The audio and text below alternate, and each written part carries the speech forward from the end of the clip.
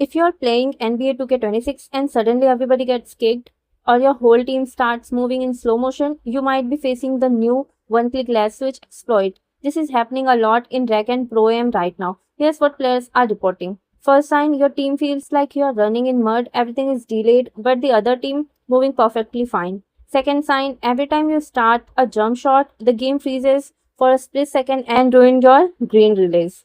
Third sign, instant error code and you're kicked to the main menu while the other team gets the win.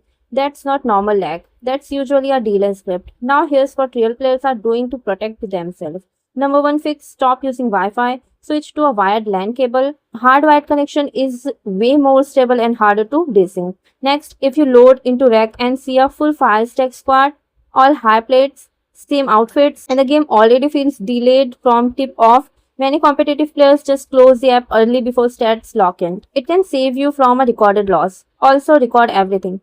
If you feel obvious scripted lag, save the last 30 seconds of gameplay, go to 2K Support's website and submit a manual ticket with video proof. Players say ban waves are happening, but only if you send evidence. Now, how do you know if it's a cheater or just bad server? If everyone in the game is lagging, it's probably the server. If only you lag during shots, likely a lag switch. If you get instantly kicked from Rec, that's usually the one-click boot tool.